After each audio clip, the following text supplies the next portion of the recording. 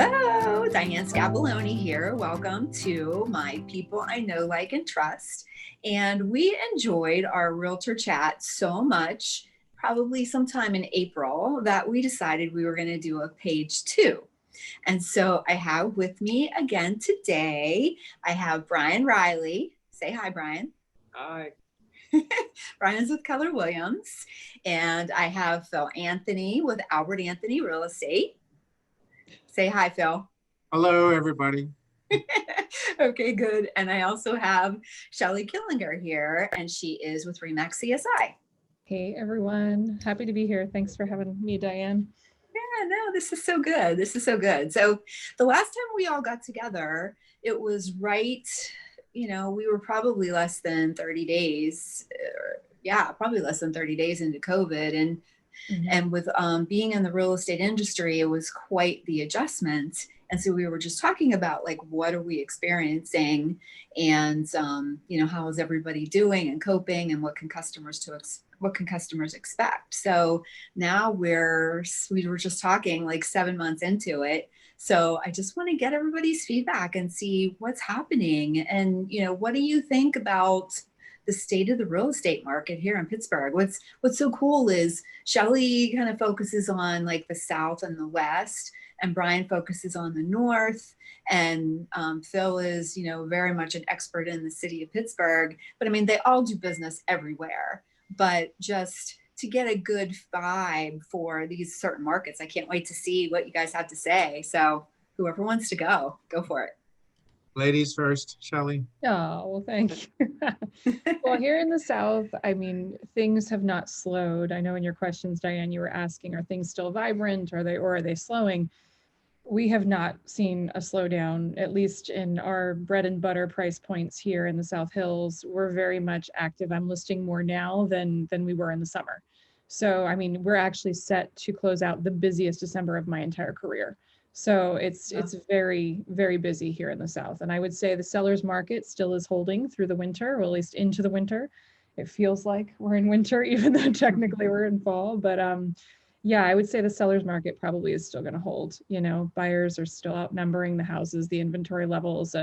But I mean, from a business perspective, that's not necessarily a bad thing, Great. Good. Guys? Bryan, go ahead. Jump in. Yeah. It's funny because when Shelley and I talked, it must have been sometime in September. I remember saying that I feel like the market was just slowing down just a little. And Shelley, you said, not really, not in the South, not in, yeah. So what I'm noticing is, again, the market did seem to slow down a little bit in September. Late August, early September, and probably going into October. What we're actually seeing right now is things are speeding back up. So I'm certainly not on pace to have, in terms of like closing sales or anything like that, like my busiest month of December, but we're definitely just in the last week or 2 weeks ramping up to have a really, really great, really busy January and February. I think we sold 5 houses over this past weekend.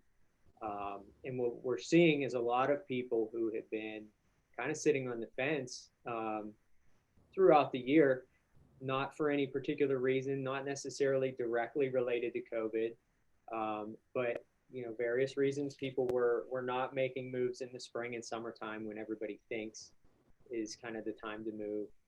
And now we're getting those phone calls, or we're reaching out, of course, and we're getting those responses that like, hey, I'm ready now, or I'll be ready in the next few weeks, or I'm ready to take the next step to make sure that I'm set up for this spring, which is a little different than what we were hearing this past spring and this past summer.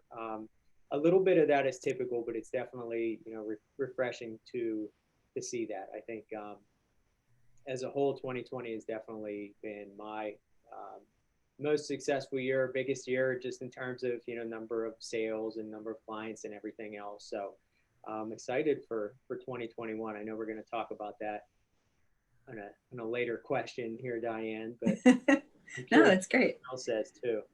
That's great. Awesome. And what do you think, Phil? Okay, so it's first of all, I think as an industry, we've been very, very fortunate. No one knew what to expect the last time we had this call. I am just blown away by the amount of activity that has occurred since the quarantine released and we were able to get back out there and show homes and sell homes again. And the amazing thing is, in all my years, it's been 20 years now, I've never seen more multiple offer situations than in 2020. So it is interesting. I was really anxious to see how pricing would settle out after this catastrophic year we've had with our pandemic. And so therefore, I knew that pricing was going to have to settle down a little bit. And a lot of pricing was a little all over the place in the beginning. Properties were not appraising. Now I think everything is settling down. And the reality is that, yeah, this is in the city of Pittsburgh wise, this is the busiest I have seen and remembered in many years, which is remarkable. That Pittsburgh is holding strong in that regard. Commercial real estate is a different animal, but residentially it's been exceptionally strong, especially considering the year we've had. Wow. Well, so that's cool. So let me have you answer, since you're on a roll with that, Phil. Like, the next question is, what are some of the things that have like blown you away, or accomplishments or unexpected successes or joys? Like, what is, from where you thought things were going to look like in April to where they are now? What are your thoughts? What's happened? Well, one thing I'm pleased with is I didn't know how our industry would handle this in regard to keeping everybody safe. But I have to say, I am joyful that the title companies, lenders like yourself, and the real estate industry as a whole have done a really good job of keeping people safe and keeping distance and being very respectful of scheduling and keeping spacing in between showings and just cutting off showings at a certain point for the day because it got out of hand. And so I've been very pleasantly surprised with that. And even when there are open houses now, it's an entirely different game. You don't see multiple people in the room at the same time. It's very, and that's incredible. That's awesome. That's awesome. How about you guys? What surprises and excitement are you seeing? I completely agree with Phil. I was very excited to see how people have kind of really supported one another in being safe. And people really are following the rules. I mean, like, they're following the sanitization practices, they're wearing the masks, it's really good to see that happening. Because we as a community need to do everything we can, obviously, to stop the spread of this. I think, one of the biggest surprises I've been excited about, and I don't know if this is directly related to COVID, in our business, my business personally, I've been seeing a lot of people coming into Pittsburgh from areas, like we had a couple buyers from down south. We have 3 buyers now from California that we're helping move into Pittsburgh. So there's been a lot of people moving here. And I know, because larger cities are obviously harder hit. California has some tax issues that they're dealing with, a lot of expensive taxes that people are paying. But Pittsburgh seems to be a great landing spot. And like I said, I don't know that it's necessarily COVID related. Maybe it's amplified by COVID, but that was something that I was pleasantly surprised with this year that I was not expecting, was all of the people and even investors that we have coming here to purchase their investment properties. I have a guy from New York City. He literally has never set foot in Pittsburgh, and he's looking for an investment property. So it's really an interesting kind of turn of events. And I don't know, boys, if you've seen that or not, but in my business this year, I was surprised at the uptick in people coming into the city. Same here. Yeah. What do you think, Bryan? I haven't noticed a whole lot of that in the north. I can't say any more than like years previous. Obviously, that's good. I'm glad for the Pittsburgh market. One of the things that I've noticed, in addition to what Phil and Shelley were both saying, there was a lot of practices before that could be improved on that were due to COVID, such as like scheduling and things like that, like Phil said, and kind of people being more respectful of showing windows and showing times and stuff like that. So I think that was very good to see. But in terms of like looking at numbers and looking at the market, because that's tends to be like what I look at and want to always focus on. People talk about sellers markets and buyers markets, and look, like in this business, we have to have buyers and we have to have sellers. We have to have homes to sell and we have to have people that want to buy those homes. So what surprised me was at the beginning of COVID, seeing how quickly the response was of buyers looking and saying, okay, there's actually houses on the market now. Let's make a move, right? And then some of those people were upsizing, they already owned a home, so it wasn't their first home. They were selling their first home to buy their second home. So it's kind of a cycle there, and it was good to see, things, see the market moving in that way, especially, despite all the reasons, where people could have froze up and really not made those moves. It was great to see people decide that, their environment and their families and their future and everything were too important to wait, and to get out there and take advantage of, whatever it was that they had coming in terms of their next step, whether they were upsizing or downsizing. So I just like seeing people move and progress, in their lives and not kind of frozen in one place. And so that was not something necessarily that I expected. And like I said, more homes coming on the market equals, more buyers and more sales. And we need buyers and sellers. So. Yeah, I know for me, one of the things that it just helped to solidify for me are the relationships that you have with your referral sources and your customers. I feel like we ended up going deeper in conversations with people, getting maybe a little bit more intimate in our conversations with each other, and just really super supportive of each other more. So like the teamwork between the real estate professional and the title company and myself, I just felt like it was tighter, like we were, the relationships that you have, you knew that they were strong because we were all working together for the common good. And it's almost like, you're trying to ward off the evil COVID giant that's coming to interfere. And the amount of creativity with people grabbing documents and meeting 100%. In the parking lots and, yes. And people going to great lengths to make things work for customers has just been such a blessing. And it speaks to Pittsburgh, it just really does. It was just so encouraging.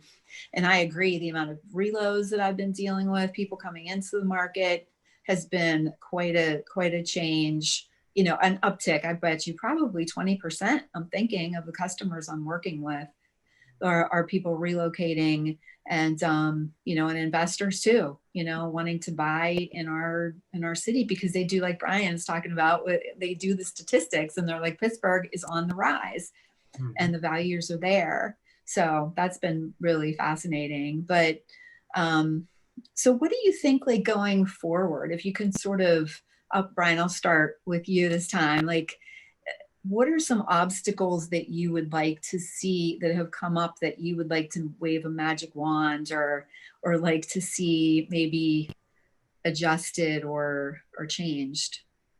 Well, so that's a very loaded question. I know. Right? There's a lot of things, right? I know when we were talking earlier kind of about that, one of the hurdles or one of the obstacles that I wasn't expecting this year, obviously, COVID, none of us were expecting, but from March kind of until now and in between there, what I wasn't expecting was kind of like that usual slowdown that I talked about before, that again, in the North Hills anyways, the end of August, early September, the market always tends to slow down a little bit at that time.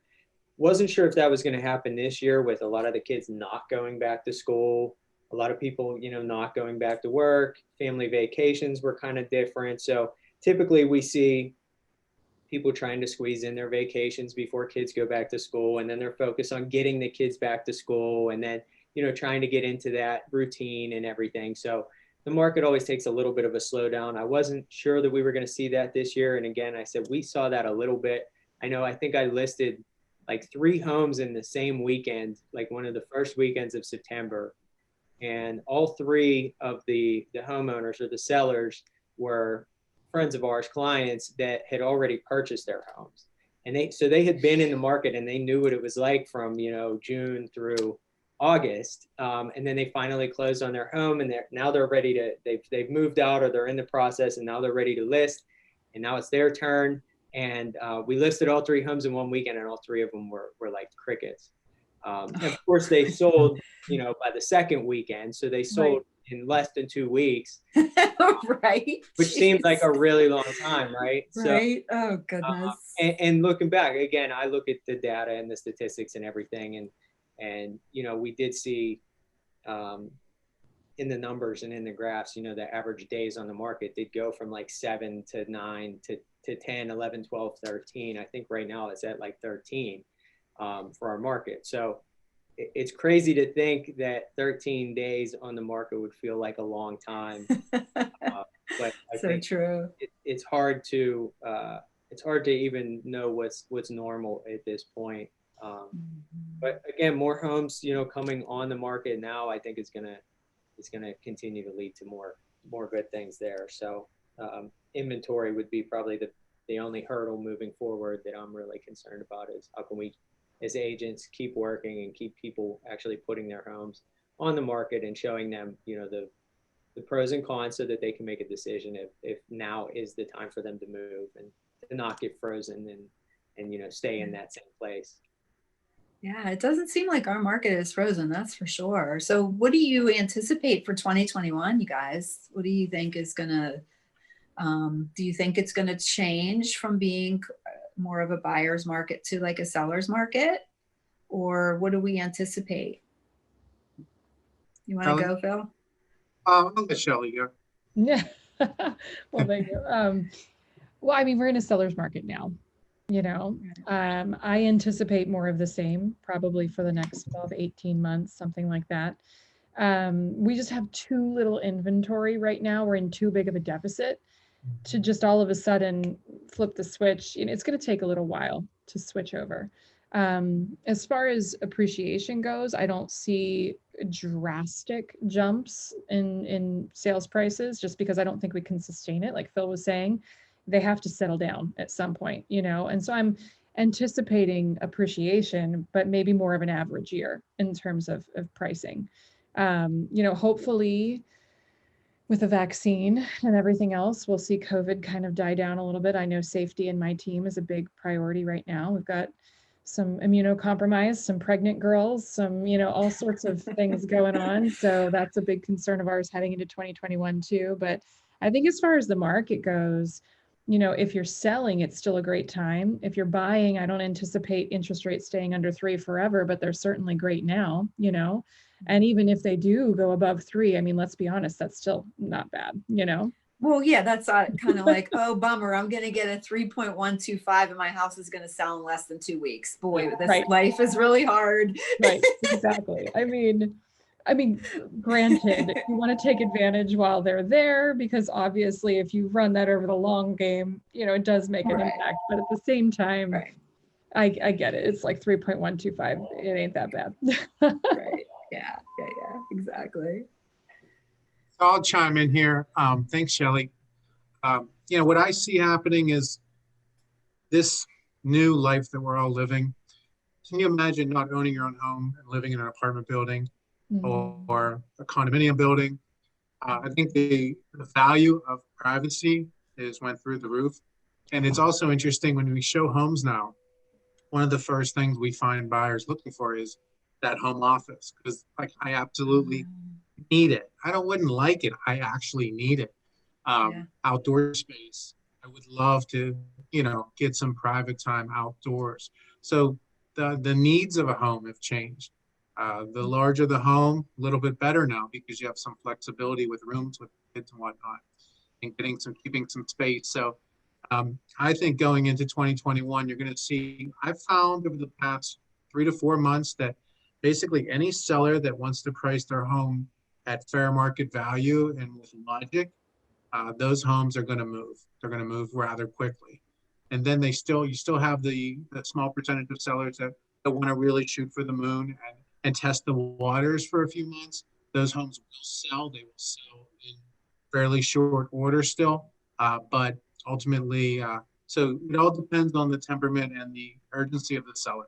But I agree with Shelley and Bryan completely that I see a seller's market for the immediate future. Pittsburgh is on the map. It always has been. It's no longer a small city, and employment still continues to rise. So the need for private homes and that space. That's why, you know, candidly speaking, downtown Pittsburgh condo market is suffering right now. The Strip District is right behind it. It's going to be on the rise in the next 24 months. It's going to be booming. Same with the North Side, booming ahead of us. But the reality is, living in community buildings and common buildings such as that is right now a bit of a concern for some people. So again, things in due time settle themselves out. Just like when you level out a painting, you know, the resin will level. But the reality is, there's my little art analogy for the day. The reality is, you know, it will. So there's some quirky things about the market right now that are absolutely directly related to the COVID world that we are all scarred. Yeah. Yeah. Bryan, you want to chime in with your thoughts for next year, which is right around the corner here? Around the corner. Yeah, I kind of already hinted at it. I mean, I think that what Shelley and Phil said is completely true. And all the projections and everything say, you know, interest rates are obviously going to have to go up. They can't stay as low as they are. But hopefully it'll be a slow, you know, creep in the upward direction. 3.125 is certainly still not that bad. Prices will continue to grow just because of the inventory and because it's a seller's market. I think that'll slow down. I think a lot of the projections are anywhere from, you know, still 3% to, you know, 9% or something like that, which is still above average if you look back at the last, you know, 50 years or 100 years. But certainly in comparison to, you know, this past year, looking at 2019, you know, average sale prices to 2020, there was a huge jump there. So that will calm down. It won't be as dramatic. I think people will continue, you know, listing their homes, putting their homes on the market. The more homes that are out there, the more buyers there will be in the market. And again, some of those buyers will be sellers also. So if the market can kind of sustain itself and everybody keeps moving, you know, whether it's out of the city, you know, into the suburbs or closer to the suburbs, or, you know, people are upsizing because they need more rooms and they need those home offices. I mean, there's a lot of people still that need to downsize. So there's always going to be movement. And I think that's a good thing. So I'm pretty excited for 2021. I think it has potential to be better for our business, for my business, and for our clients, even better than 2020 was. So. Yeah, I think this is such a good conversation and very uplifting too for people to think about. I agree with you. I think, you know, all of the economic indicators are saying that housing has been such a superstar that, you know, going into this new potential administration, that there's really, you know, to mess too much with housing in the near future doesn't make sense. So I think we're going to be good there. I think I'm going to see a lot more of like bridge loans. So people that, you know, because if you're getting into multiple offer situations and you need to sell in order to buy, that doesn't make you as an attractive of a buyer, right? So if someone has a lot of equity in their home, then, you know, I've been doing a lot more bridge loans so that they can tap into that cash right out the gate and then, you know, not have that home sale contingency. I think we're going to see a lot more of that. I think that the government may come up with some financing ideas for the poor people that are in the economy where there's issues with, you know, in restaurants and hotels and, you know, entertainment industries. I'm hoping that there's going to be, because I really feel like there is a gap for those people that maybe wanted to buy and now they've lost jobs or not working as much and now they can't do it. So they can't buy a house. So I'm hoping that the government, there's talk that there's going to be some programs created for that, which is, you know, super encouraging. I think that people are not going to see as much seller assist as we've been seeing in the past too. Are you guys seeing that too? Like seller assist being part of an offer is more challenging, I think. So I think we're going to need to, it's still the buyer's going to have to come up with good teamwork and good thinking on how they're going to be strategizing for their offers, at least from my perspective. But I'm hopeful too. I think it's going to be a great year, and this is one of my most successful years as well. So go all of us. So any last words to close out here? I'll say something if you don't mind. Yeah. I'm just happy to see the level of technology in real estate has risen dramatically this year. I continue to see a couple really good marketing companies coming to the scene to save the day. And the greater the investment the real estate broker makes into the seller, the greater chances of success. And so real estate technology has changed dramatically in 2020. So with every problem comes a solution. So it was on its way, but it just hit the fast forward button. Yeah, so I'm really pleased with that. That's awesome. Awesome. All right, guys. Well, thank you so much. It's just Diane. A blessing to be with you and to spend time with you, even though it's not physically. One of these days. One of these days, yes. So I'm grateful. Thank you for your time, everybody. We'll have their contact information at the end of the show if anybody wants to reach out to them. They are, very trusted real estate professionals that, really care about their clients, and I just love and appreciate every one of them. So, all right, thanks for tuning in, everybody. Have a blessed day.